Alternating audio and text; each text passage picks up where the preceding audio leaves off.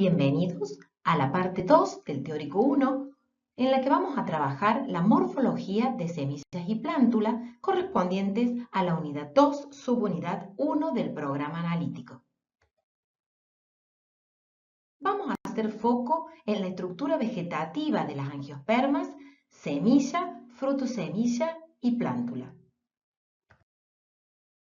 Debemos destacar que las semillas son una fuente muy importante de alimento tanto para los animales como para el hombre. Dentro de estas semillas de valor alimenticio encontramos las poáceas, donde vamos a ubicar a los cereales, y las fabáceas, donde vamos a encontrar todas las legumbres de gran importancia en la industria alimenticia. ¿Qué es una semilla entonces? ¿Y una plántula? La semilla entonces se define como el óvulo maduro que contiene el embrión, esa planta en miniatura o rudimento de la nueva planta, el tejido nutricio que va a proporcionarle los nutrientes a ese embrión para que pueda germinar, que se denomina endosperma, y el episperma, también denominado tegumento seminal o cubierta seminal, que protege y permite que la semilla interactúe con el ambiente en el que se desarrolla.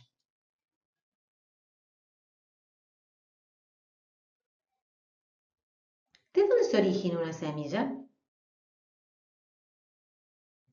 Como dijimos, la semilla se forma en el óvulo. Ese óvulo se encuentra en el interior de un ovario de una flor. Los esquemas de flor están sobre el lado izquierdo de la pantalla. Allí nos vamos a detener en el gineceo, que está pintado de celeste, en donde la parte redondeada de ese gineceo es el ovario. Ese ovario, después de la fecundación, se transforma en fruto. Y en el interior de ese ovario va a haber un óvulo que está pintado de color fucsia, que luego de la fecundación se transformará en semilla. Cuando profundicemos ciclos biológicos, vamos a retomar estos conceptos. Muchas veces no solamente encontramos semillas, sino frutos semillas, es decir, semillas que tienen algo de partes del ovario o extraováricas adosadas a ellas. Aquí vemos como ejemplo maíz, trigo, girasol, en donde además de la cubierta seminal o episperma, también está la cubierta del fruto o pericarpo. ¿Cuál es la estructura de una semilla? Están constituidas por un embrión, que es la planta en miniatura. Ese embrión tiene una radícula o raíz pequeña, primera, un tallo denominado hipocótilo que se encuentra por debajo de las primeras hojas o cotiledones, en número de 2 en la subclase dicotiledóneas y en 1 en la subclase monocotiledóneas. Ambos cotiledones o el cotiledón, según la subclase de la que se trate, protegen a la gémula o plúmula, pequeña yema que tiene esa planta en miniatura. Por fuera de esos embriones está el tejido nutricio pintado en color rosado y rodeando y protegiendo todo la cubierta seminal o episperma. Ese tejido nutricio, llamado también endosperma, puede estar ubicado en el interior de las semillas, tanto en mono como en dicotiledóneas, o también puede encontrarse en semillas denominadas exendospermadas en sus cotiledones. También existen semillas de tipo perispermada, en donde el tejido nutricio se forma a partir de otra parte del cuerpo de la planta, como puede ser la nucela, como pueden ser los tegumentos del óvulo. Vamos a analizar una semilla endospermada. Vamos a ver allí el epispermo tegumento seminal, la cubierta protectora, luego el endosperma con las sustancias de reserva para que pueda crecer y desarrollarse ese embrión, el embrión con sus cotiledones u hojas embrionales, la gémulo-plúmula, el tallo o hipocótilo y la radícula, que siempre es lo primero que va a emerger. En el caso de una semilla exendospermada, las partes van a ser las mismas que en la anterior, excepto el endosperma, que pueden quedar restos o casi nada de este tejido nutricio porque se acumula en los cotiledones, que son las hojas reservantes, esas pequeñas hojas reservantes. Además de los esquemas que estuvimos viendo de dicotiledóneas, en donde analizamos las partes de la semilla, tenemos que saber que externamente vamos a encontrar cicatrices en ese episperma o cubierta seminal, que son marcas que tiene esa semilla que provienen del óvulo del cual se originaron.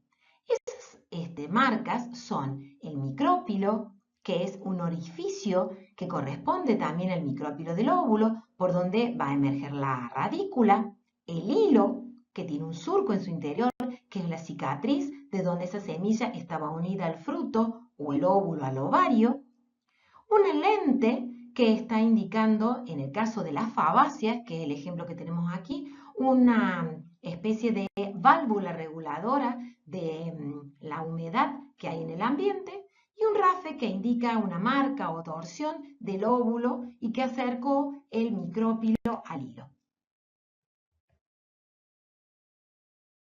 Si analizamos el embrión en esquema, podemos ver que esa planta en miniatura tiene los tres órganos vegetativos, como decíamos antes: la radícula, que corresponde a la raíz, el hipocótilo al tallo y los cotiledones a las primeras hojas.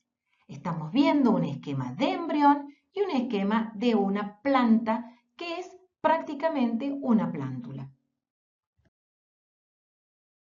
Aquí estamos observando el embrión de una semilla exendospermada de dicotiledónea, donde vemos ese cotiledón que tiene muchas reservas, vemos el nudo cotiledonar, el hipocótilo, la radícula, los primordios foliares que protegen a la gémulo-plúmula en el eje embrionario.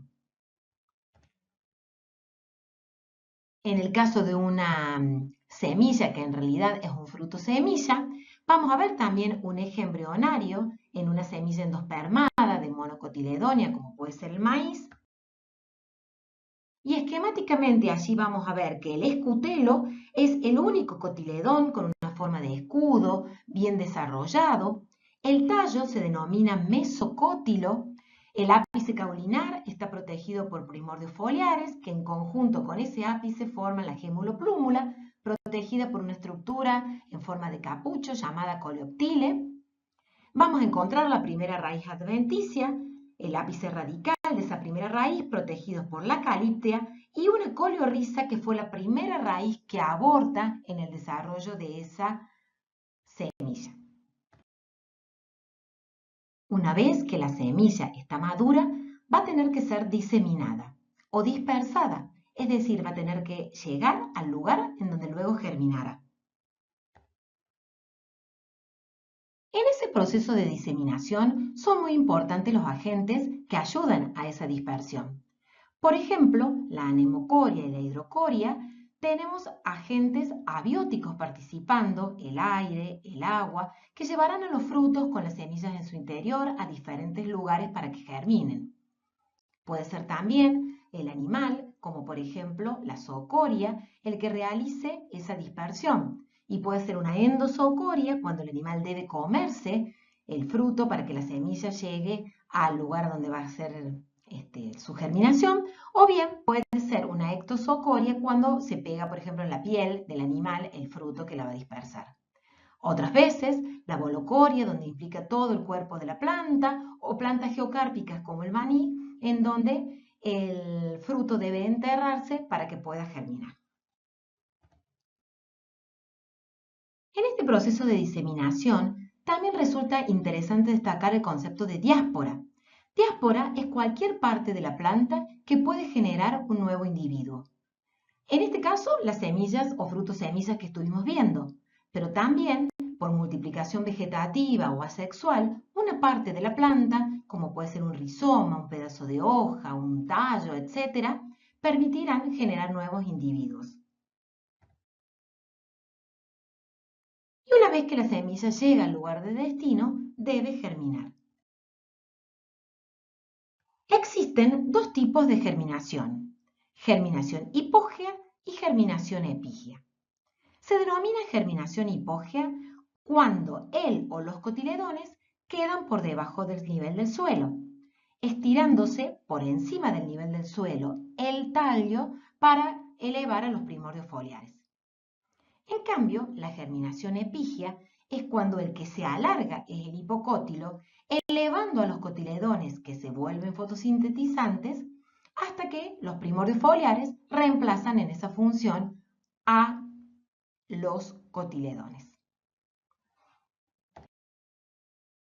La germinación hipógea del trigo, vemos cómo se desarrollan sus raíces adventicias y el cotiledón va a quedar por debajo del nivel del suelo. Germinación epígea en monocotiledóneas encontramos, por ejemplo, en la cebolla. Germinación epígea de soja, estamos viendo, donde los cotiledones se vuelven fotosintetizantes porque están por encima del nivel del suelo y lo que se alarga es el hipocótilo. Germinación hipógea en el garbanzo, donde se alargará el epicótilo, ya que los cotiledones quedan por debajo del nivel del suelo. También germinación epígea encontramos en el girasol, en donde los cotiledones van a emerger por encima de la superficie del suelo gracias a que se elonga el hipocótilo. Bibliografía de fácil acceso, la que recomendamos en la parte 1 del teórico 1, que es el libro de la cátedra, Morfología de las angiospermas, la página Semillacita de la profesora Pericé, o la página web biología.edu.ar/botánica.